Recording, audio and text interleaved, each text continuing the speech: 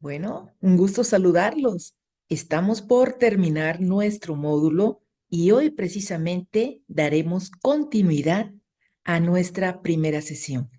¿Qué les parece si iniciamos? Como siempre, un gran gusto saludarlos y establecer contacto con tan especial audiencia que aspira a la bondad, es decir, al bien común, al bien colectivo, y ese bien colectivo solo se alcanza con la transformación personal. En la primera sesión estuvimos discutiendo acerca del respeto a las normas, del valor, de la dignidad y sobre todo de la construcción de una personalidad armónica que nos permita establecer los criterios de excelencia primero para con nosotros mismos y posteriormente para los y las que nos rodean. ¿Qué les parece si comparto pantalla y en este momento podemos ir de la mano apreciando algunas anotaciones que me gustaría que ustedes conservaran? Entonces voy a compartir pantalla y de esta manera estableceremos nuestros criterios mediante los cuales podemos crecer en el ejercicio de la construcción de una personalidad que nos ayude a apuntar hacia el bien colectivo. Entonces le damos compartir y automáticamente nos vamos a apreciar todo lo que nos quiere decir esta muy pequeña presentación que con mucho cariño hemos preparado para todas y todos ustedes. Así que, teniendo nuestra presentación lista, vamos a iniciar. En la última lámina que estuvimos comentando en la sesión pasada, había muchos referentes acerca de la personalidad. Permítanme compartirles esta que particularmente me llamó la atención. La personalidad nos permite ubicar las pautas de pensamiento, las pautas de emoción, las pautas de interrelación y también las pautas a través de los cuales podemos desarrollar incluso la previsibilidad de cómo reaccionaría una persona bajo diferentes escenarios, circunstancias, tiempos, modos y lugares. Si nosotros nos hacemos la pregunta, ¿qué es la personalidad? Pues como les comentábamos en la última sesión, tendríamos que revisar el origen de esta palabra. Persona, ¿verdad? Esa máscara que utilizaban los actores en la antigua Grecia para poder desarrollar las representaciones a través de las cuales se generaba la realización de acciones, de emociones, de sentimientos y que eran propicios que toda la sociedad aprendiera.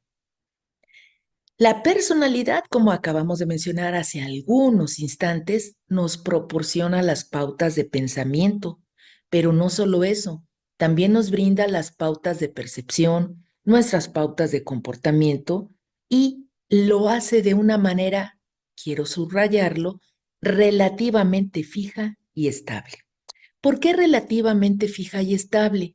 Porque aun cuando tenemos rasgos que nos distinguen, dependiendo de las circunstancias e incluso hasta del estado de ánimo, el estado metabólico e incluso el clima, podemos nosotros tener algunas circunstancias que modifiquen esos rasgos que están enraizados en cada uno de nosotros. ¿Cuáles son las dimensiones de la personalidad? Bueno, la personalidad la podemos apreciar desde una dimensión de energía. Y una dimensión de energía, ¿por qué? Porque todo nuestro sistema está constituido por una interacción de elementos individuales e interdependientes que funcionan para propiciar la energía vital a través de la cual nosotros desarrollamos todas nuestras actividades. Pero esta energía no podría dirigirse, no podría orientarse, ni siquiera hacernos funcionar sin el apoyo de otros elementos tan importantes como son los valores. ¿Y qué son los valores? Son aquellos elementos que desde el punto de vista colectivo se adhieren al individuo y permiten enmarcar la forma a través de la cual nosotros nos relacionamos. Estos valores pueden provenir del ámbito moral, pueden provenir del ámbito religioso, pueden provenir del ámbito laboral, del ámbito social, y con ellos, en conjunto, el individuo selecciona los que considera útiles, pertinentes, necesarios y suficientes conforme a esa máscara, entre paréntesis, personalidad que construye y los expresa. Si la persona se encuentra en equilibrio, esta expresión de valores será de manera cotidiana, es decir, independientemente de las actividades que genere o realice, siempre va a presentarlos, obviamente de acuerdo a las circunstancias, al estado metabólico, al estado anímico, e incluso hemos señalado hasta lo que se refiere a las condiciones del ambiente. Estos valores son esenciales y estos valores son los que hacen la diferencia. Y estos valores inicia su introyección en cada una de las personas desde la familia. Por ello, el reforzamiento de una sociedad no puede hacerse ajeno al reforzamiento y al planteamiento de una familia. No podemos considerar que una sociedad sea independiente de la familia porque la sociedad es alimentada por esta célula tan importante que está constituida por la familia. Pero esta familia no puede constituirse sin la persona, sin la construcción de la persona. Es un ciclo de valor, es un ciclo en el cual la persona impacta en la familia impacta en la sociedad impacta en la persona impacta en la familia, y de manera ininterminable estas interacciones van llevando a efecto la construcción de nuestra personalidad.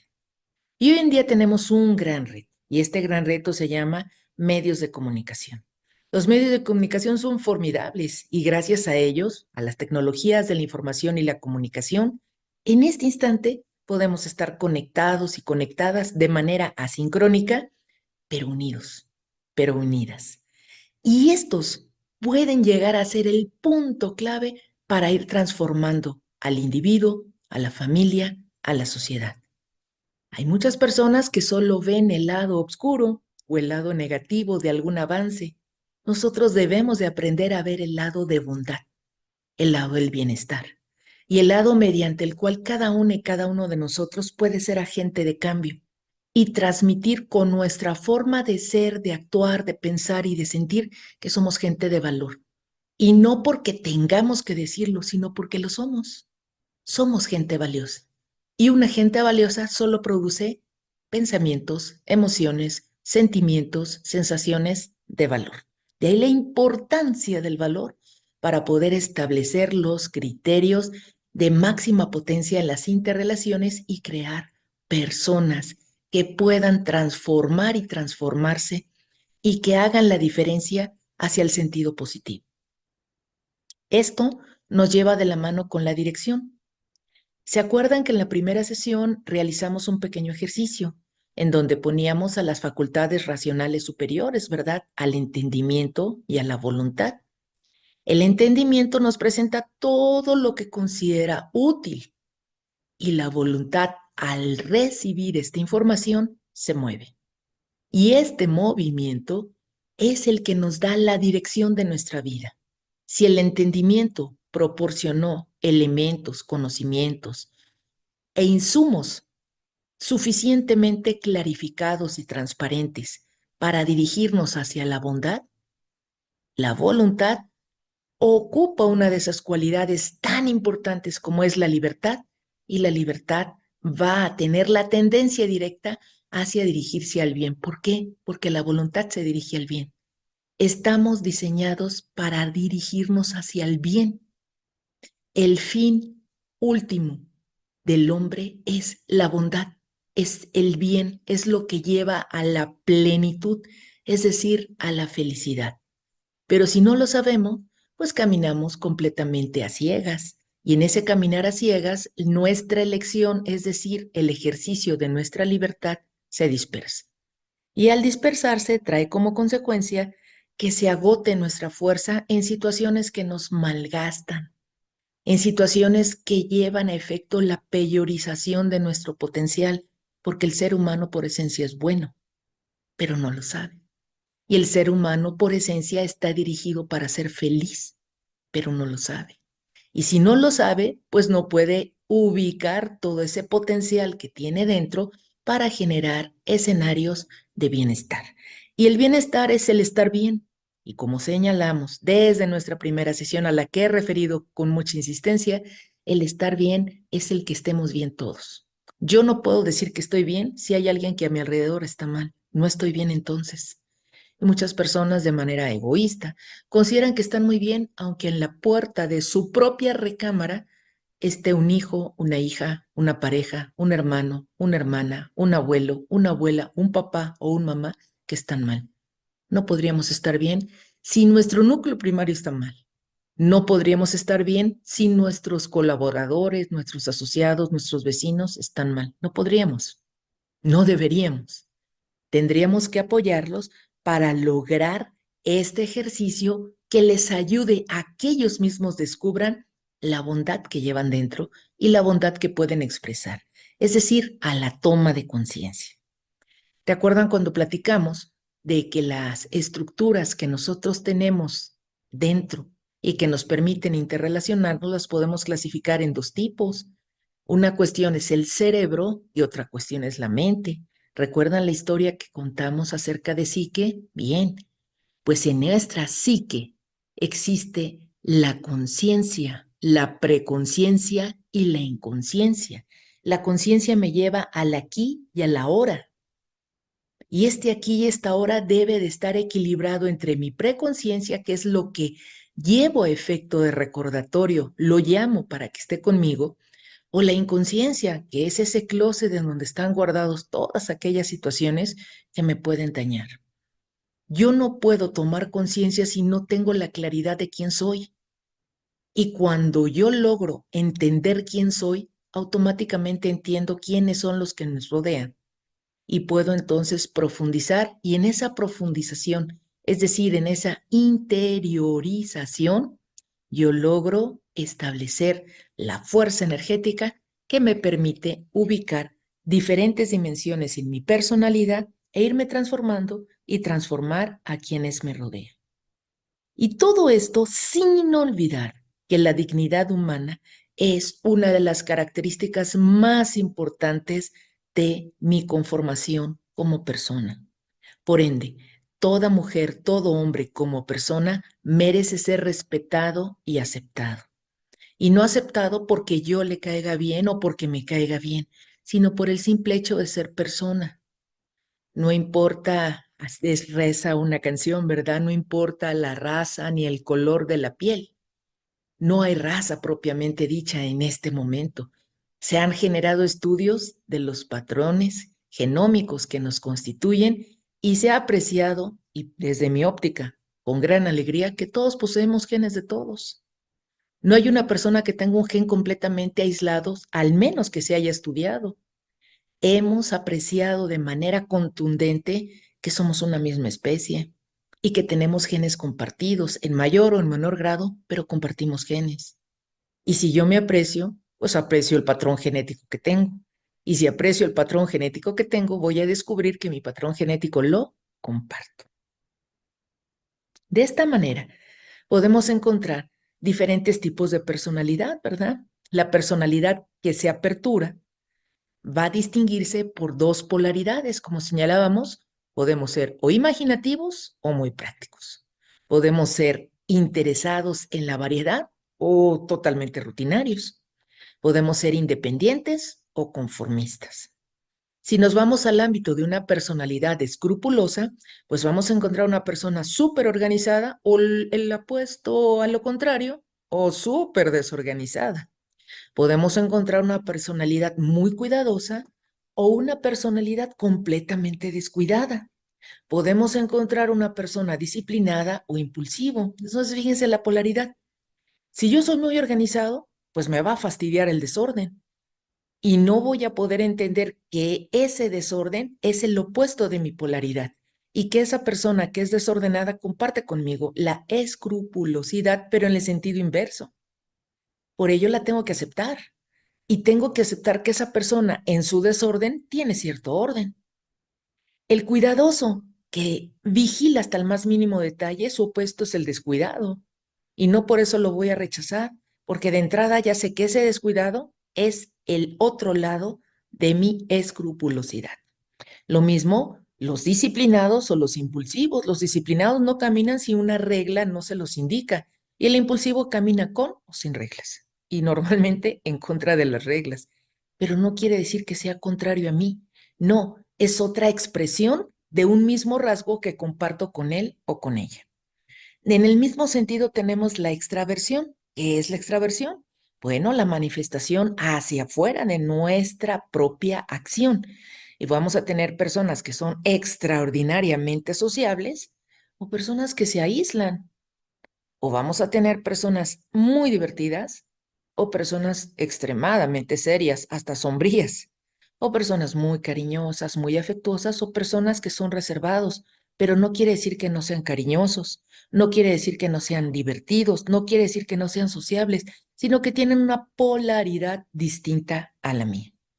En este tenor podemos encontrar también la afabilidad.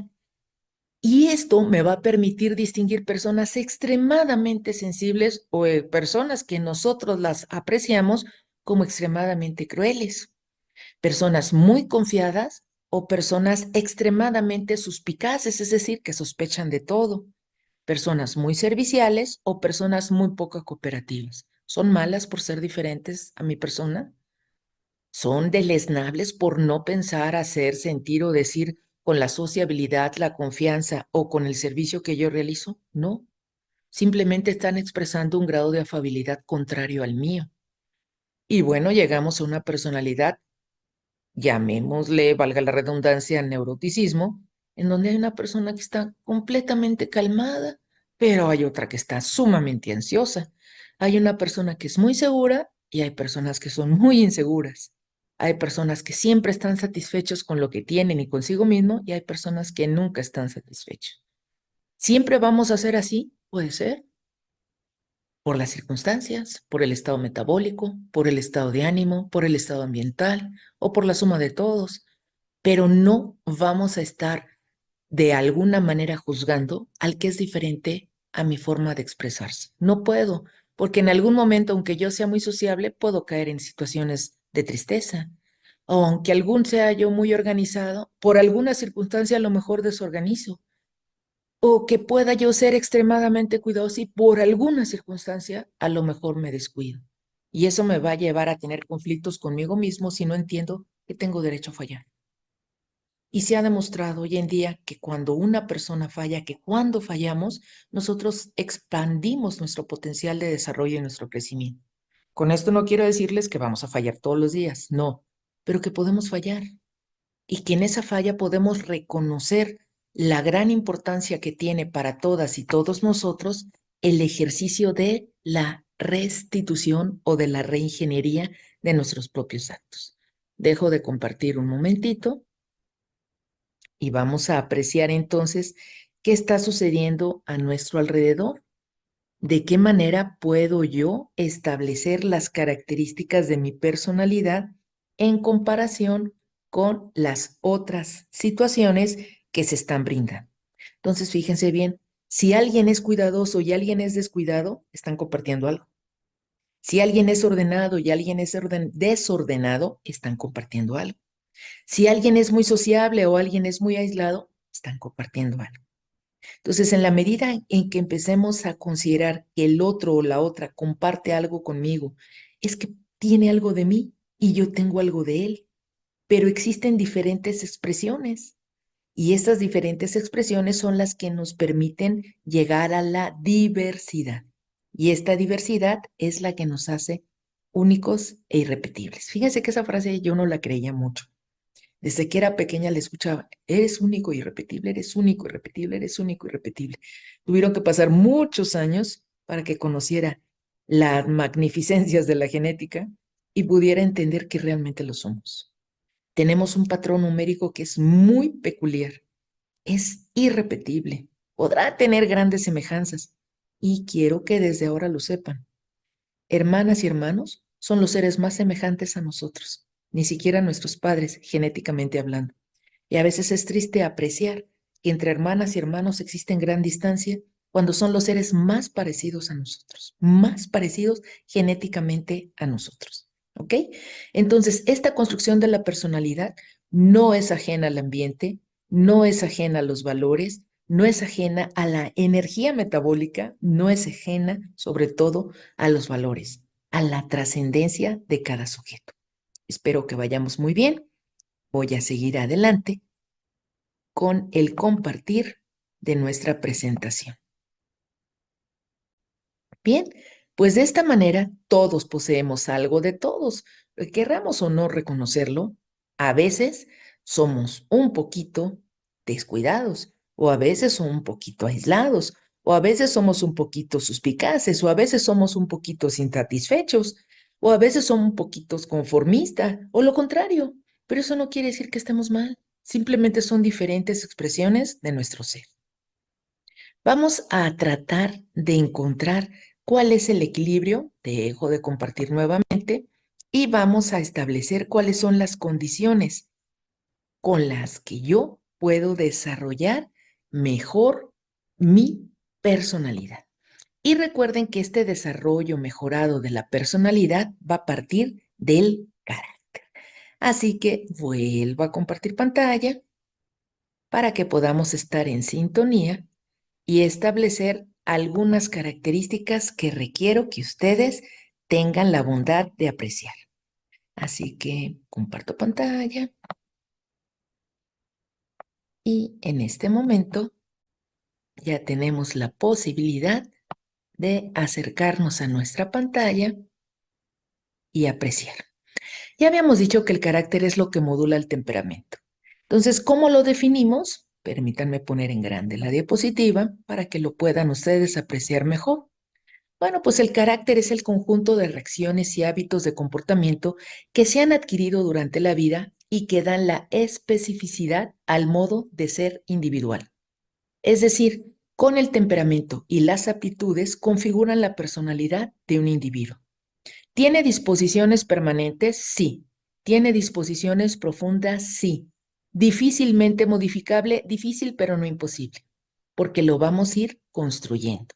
Entonces son las reacciones y los hábitos de comportamiento que se adquieren, y lo subrayo, se adquieren. Yo puedo adquirir hábitos buenos, pero también puedo adquirir hábitos que no sean calificados como buenos. ¿Los puedo modificar? Sí. ¿Por qué? Porque son adquiridos. Y todo lo que se adquiere se puede dejar de desadquirir, por señalar un término extraño. Ahora, el carácter, al ser un conjunto de reacciones y de hábitos de comportamiento que se adquieren durante la vida y tienen la capacidad de darnos la especificidad de nuestro comportamiento, también tienen disposiciones y también tiene un especial insumo que es los procesos de enseñanza-aprendizaje. Cada vez que nosotros interactuamos con alguien, estamos intercambiando elementos. Y en ese intercambio de elementos estamos aprendiendo, aunque no lo querramos creer. Pero nosotros debemos de ser selectivos en nuestro tipo de aprendizaje para poder entonces desarrollar criterios que nos lleven a hábitos que nos transformen y que transformen nuestra casa mental y que de esta manera con nuestro propio comportamiento transformemos las casas mentales de quienes nos rodean. Es muy importante que recordemos que cada quien es responsable de la creación de su propia persona. Somos una obra de arte, somos la joya de la corona en la creación, pero somos responsables de que esa corona brille o se opaque. No hay nadie que pueda responsabilizarse de lo que tú estás haciendo o de lo que tú vas a decir. Eres tú el responsable y eso también hay que aceptarlo, porque muchas personas dicen, ay, me equivoqué, pero es que el responsable fue mi hermano, ay, me equivoqué, pero es que el responsable fue mi amigo, ay, me equivoqué, pero es que el responsable fue mi maestro, ay, me equivoqué, el responsable fue mi jefe, no, el responsable fuiste tú. Y eso hay que aprenderlo desde ya. ¿Qué es la responsabilidad? Es la capacidad de dar respuesta a lo que hago y a lo que dejo de hacer. Repito, es la capacidad de dar respuesta a lo que hago y a lo que dejo de hacer. No es una capacidad de respuesta a la que yo voy a dirigir hacia otra persona. No, soy yo quien debo responder, reitero, por lo que estoy haciendo y por lo que decidí dejar de hacer. Porque por alguna cuestión lo decidí dejar de hacer. Soy responsable. En esta conformación del carácter, muchas personas lo confunden con el temperamento y no es lo mismo, porque el temperamento es algo que yo traigo. Y este carácter se va a basar en los diferentes estados y estímulos que recibo del ambiente. Hay un viejos refranes, ¿verdad? Que dicen, dime con quién andas y te diré quién eres, efectivo. ¿En dónde realizas sus actividades? ¿Con quién las realizas? ¿Qué tipo de hábitos tiene? Quieras o no, alguno de sus hábitos, si no son buenos, va a empezar a influir en ti y va a tratar de modificarte a pesar de que tengas tú intenciones de bondad. Te va a arrastrar. Tú decides qué ambiente genera tu convivencia. Si es un ambiente que no te favorece, ¿qué haces ahí? Te pregunto, ¿qué haces ahí? ¿Puedes transformar tú el ambiente? Sí, pero primero tienes que estar fuerte para que tú transformes el ambiente y no para que el ambiente te transforme. Recuerden que todos los estímulos que recibimos van a provocar reacciones bioquímicas que se ejercen y que van a ir transformando nuestro sistema nervioso. Somos energía, la energía más pura, si queremos. También podemos ser la energía más contaminada y más contaminante. Entonces, si se transforman los estímulos a mi alrededor, mi sistema nervioso empieza a operar. Él los recibe y empieza a mandar las señales para que todo el organismo reaccione. Hay personas que conviven con un grupo de sujetos que todo lo ven negativo. Quieran o no, se empiezan a enfermar, les empieza a doler la cabeza, les duele el estómago. ¿Por qué? Porque en la cabeza y en el estómago existen altísimas terminaciones nerviosas, sobre todo el colon. Muchas personas tienen colon irritable. Muy seguramente no saben que el colon es uno de los elementos que contiene mayor nervios, mayor conjunto nervioso de todos los que existen en nuestro cuerpo. Imagínense, tienen todo lo favorable para poder ser una persona con mucha capacidad de interacción o para poder ser una persona que tiene un colon irritable que le impide desarrollarse al 100%, porque todos los nervios van allí. Había un libro muy bueno que me recomendaron hace casi 30 años que se llamaba La muerte empieza por el colon. ¿Por qué? Porque ahí se descargan todas nuestras emociones. ¿Por qué? Porque si no las sabemos manejar nos van a dañar. ¿Por qué? Porque nosotros mismos estamos propiciando que ese ambiente que es desgastante, entre comillas, casi sea nuestro ambiente favorito. Y lo peor de todo que va a influir en nuestro estado de ánimo y en el estado de ánimo de los que nos rodean. A veces pensamos que no es cierto, pero si alguien llega enojado al trabajo, alguien llega enojado a su casa, a la escuela o al sitio donde labora, contagia. De alguna manera, ay, míralo cómo viene. Ay, míralo cómo viene. Y nada más por decir, ay, míralo cómo viene, ya se atrajo algo de esa persona y empieza a generarnos un cosquilleo que si no lo sabemos dominar, nos va a afectar. Otra de las cuestiones importantes es que el carácter está relacionado con el estado físico, con la presión arterial, con el tono muscular, con la frecuencia cardíaca, con la rapidez de respuesta frente a la volición, es decir, a la voluntad. Es decir, el carácter interviene tanto en la genética como en las hormonas, los factores externos y los hábitos de vida. Todo interviene para que yo pueda expresar mi carácter. Te pregunto, ¿haces ejercicio? Regálate 15 minutos. Sinceramente, prefiero que te regales 30. Haz ejercicio. Eso libera sustancias que se llaman endorfinas, que nos van a permitir tener una mejor respuesta. Además, moviliza todo tu organismo y hace que se expulsen aquellas sustancias tóxicas. Camina. No, es que no tengo oportunidad de caminar. Claro que sí la tienes. ¿Estás en tu trabajo? Date la oportunidad de caminar media hora alrededor de tu propia oficina. Es que no tengo tiempo. En lugar de tomar el camión a media cuadra, tómalo a, ¿te parece bien 10 cuadras? Y ya caminaste tus 20 o tus 30 minutos. Date la oportunidad de hacer ejercicio. La vida te va a cambiar en todos los sentidos. El ejercicio es magnífico. No se debe de ver como una obligación. El ejercicio es una bendición porque nos alegra, nos moviliza, nos cambia. Y el ejercicio no necesariamente tienes que ir a levantar pesas, no, el ejercicio es moverte, moverte. Y si le puedes agregar música, mil veces mejor, porque estás sumando un elemento de gran valor como es la música. La música que puede llevar a efecto la transformación completa de tu estado de ánimo y también movilizarte. Pero elige tu música. No cualquier música te va a desarrollar ese estado de ánimo pertinente.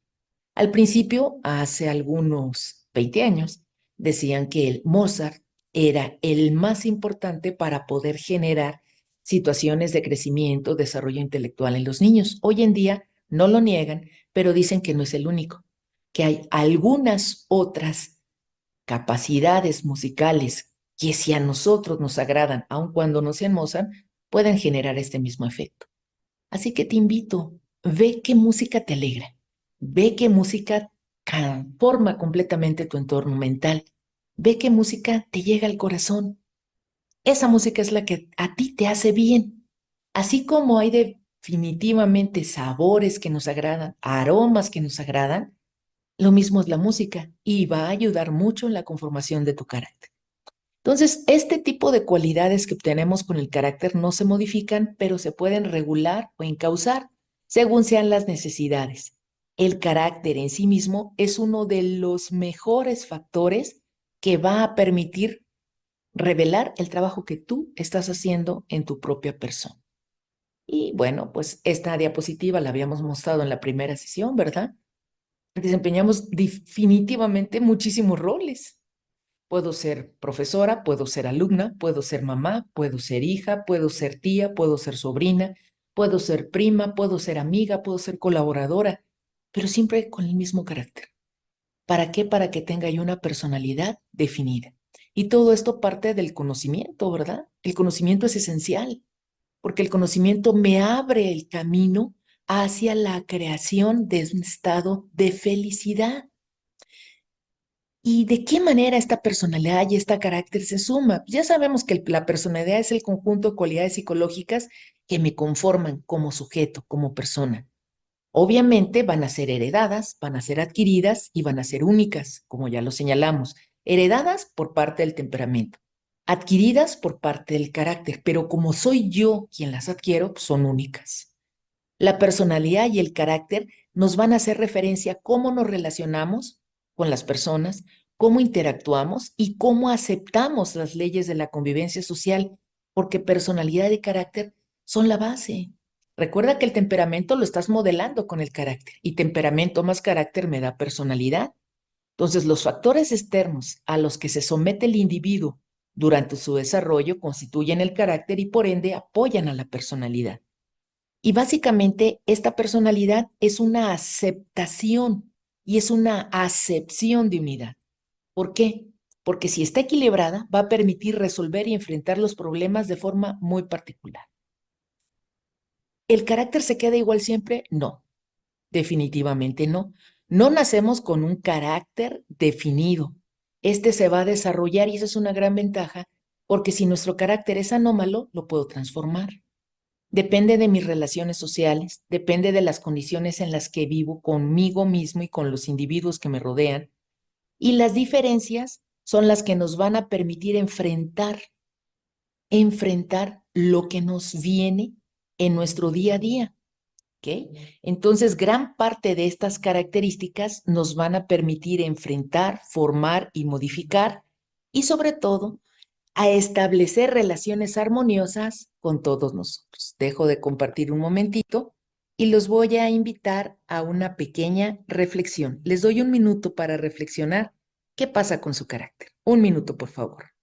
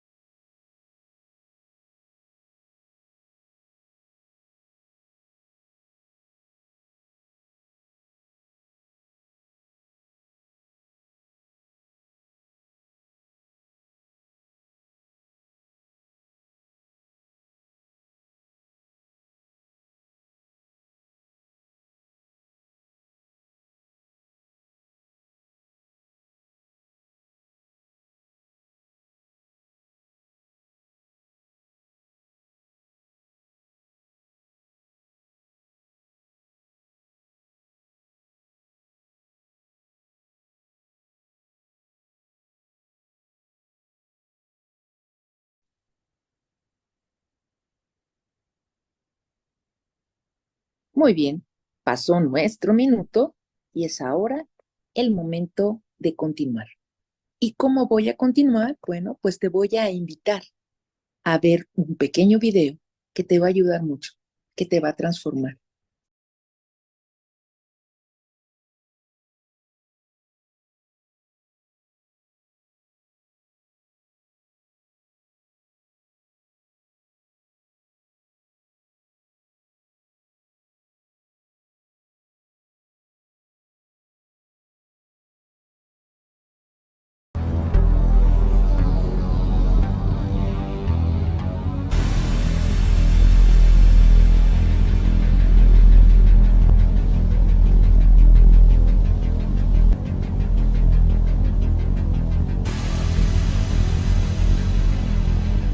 No, el caos no es el desorden absoluto o un sinónimo de destrucción. El caos más bien es el motor de la vida, o por lo menos el motor del cambio.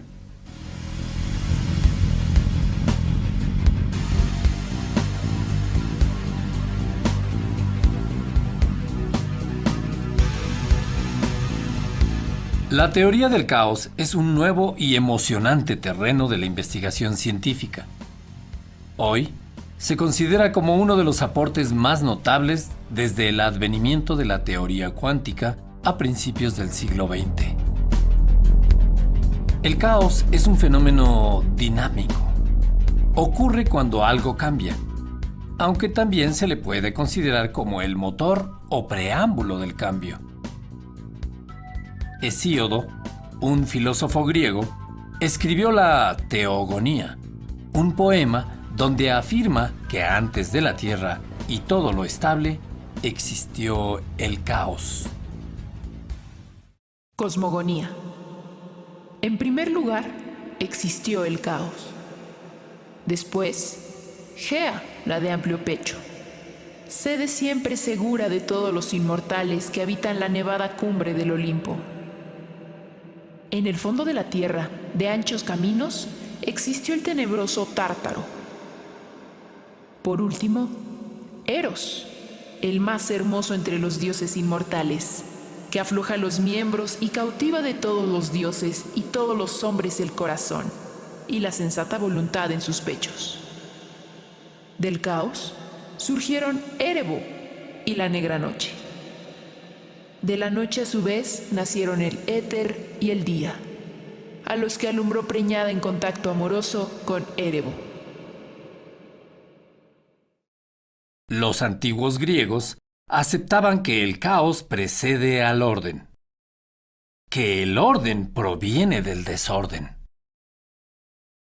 Hay dos tipos fundamentales de cambios: los regulares, estudiados por la física y las dinámicas clásicas, y los caóticos. Lo que puede cambiar en una situación dada se denomina variable. Todos los sistemas tienen variables, pues cambian con el tiempo. El cuerpo humano, las poblaciones animales, un virus, la escuela. Durante siglos, el hombre buscó regularidades y relaciones lineales para explicar lo que le rodeaba.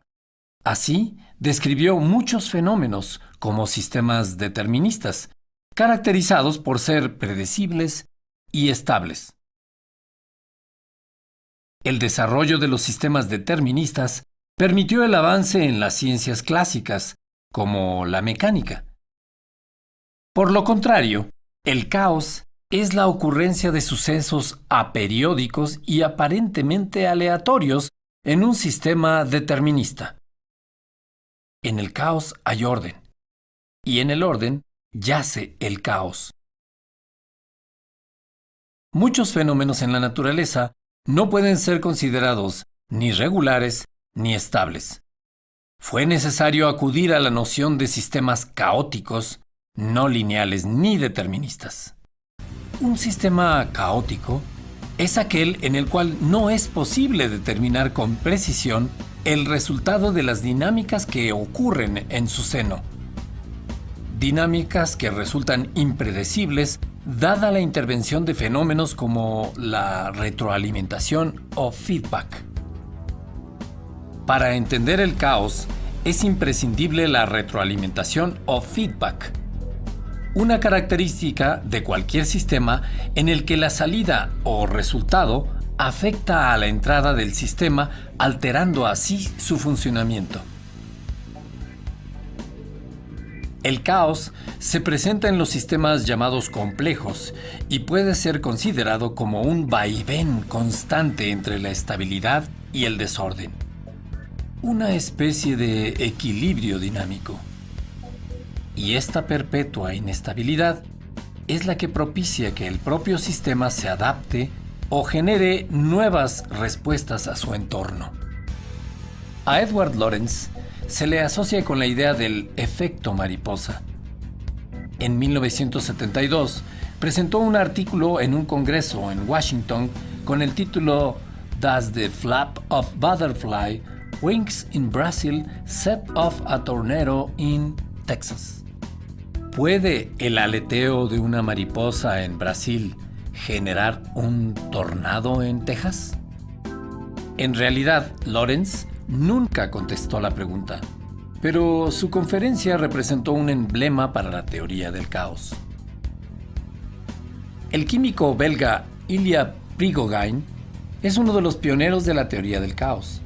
En 1977 obtuvo el Premio Nobel de Química por su trabajo en estructuras disipativas.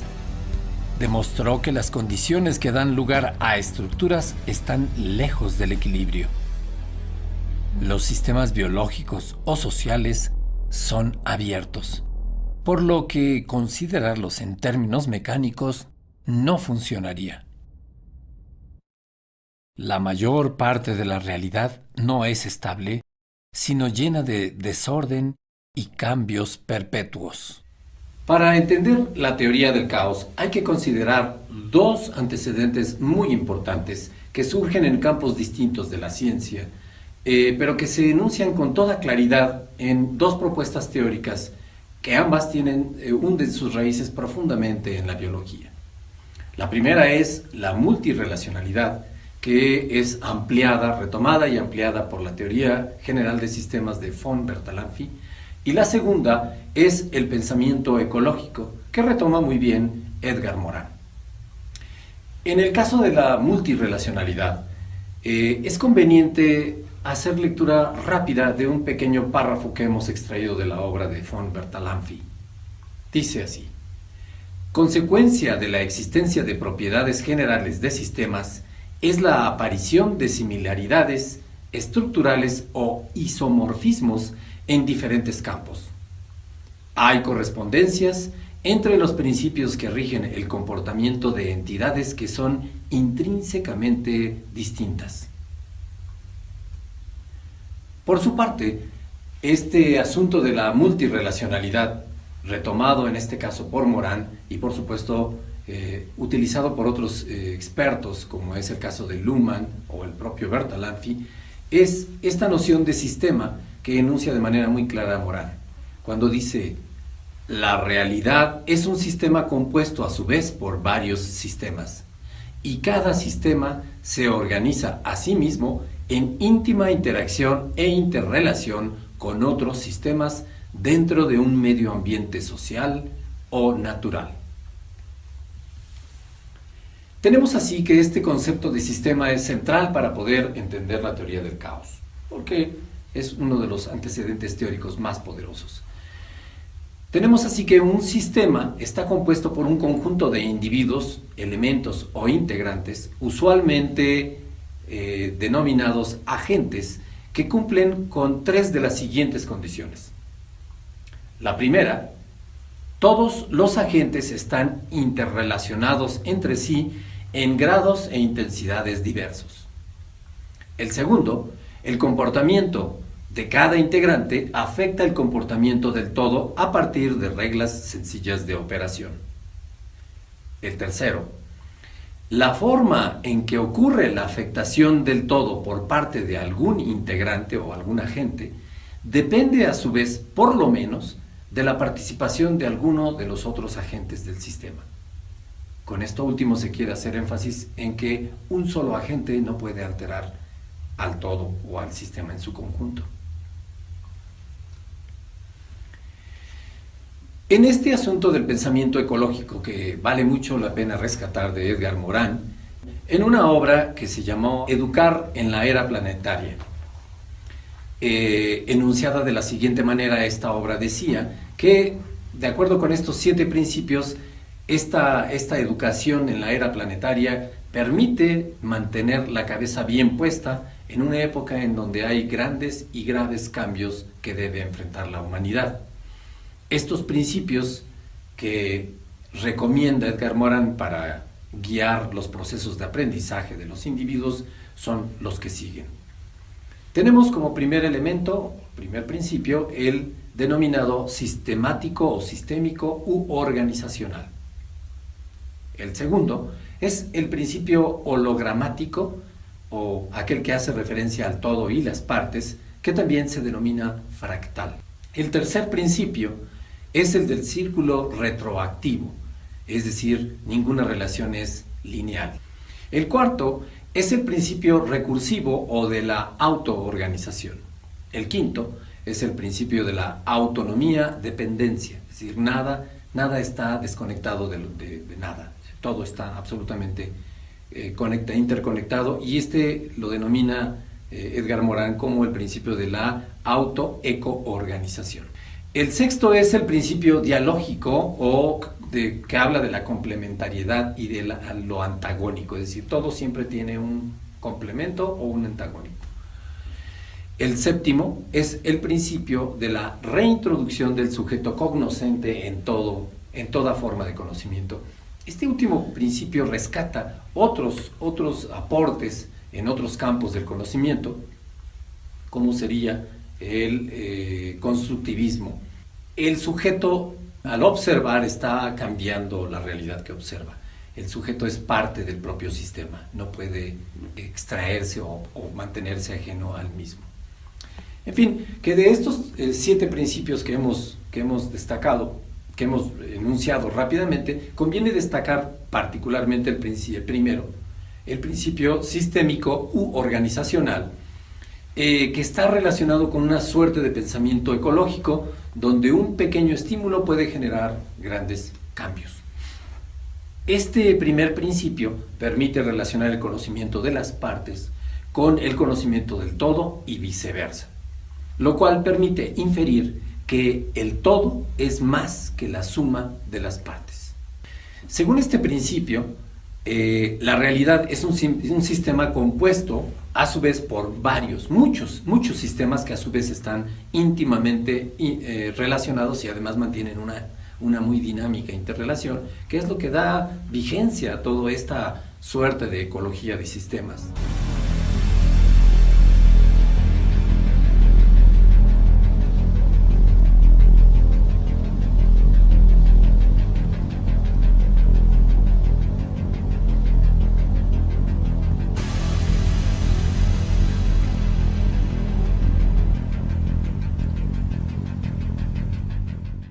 Un ejemplo concreto social sería una familia dentro de un país dentro de una cultura y una cultura dentro de un conjunto de naciones.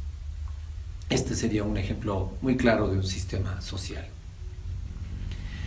Como se sabe, la teoría del caos destaca procesos impredecibles en el tiempo y en el espacio, que no podrían ser entendidos si no se parte de la premisa de que hay una relación íntima entre elementos que van influyéndose en el tiempo y en el espacio, y que esta modificación mutua es absolutamente diversa, y la acumulación de ciclos de modificaciones graduales puede traer como consecuencia un cambio drástico.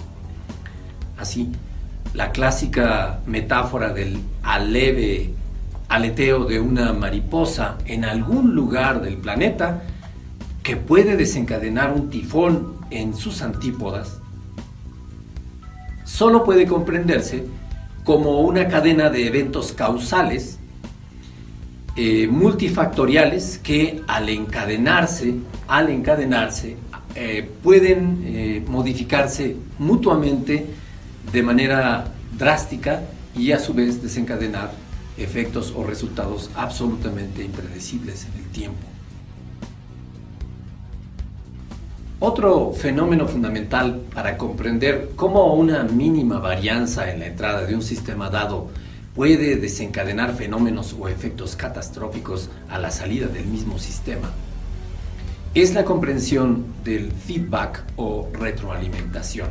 La retroalimentación es una suerte de retroacción de la información o la energía salida de un sistema que se regresa a la entrada de ese sistema y genera por lo menos dos consecuencias: o la estabilización de ese sistema o el cambio del mismo, según si se trata de una retroalimentación positiva en el primer caso o negativa en el segundo.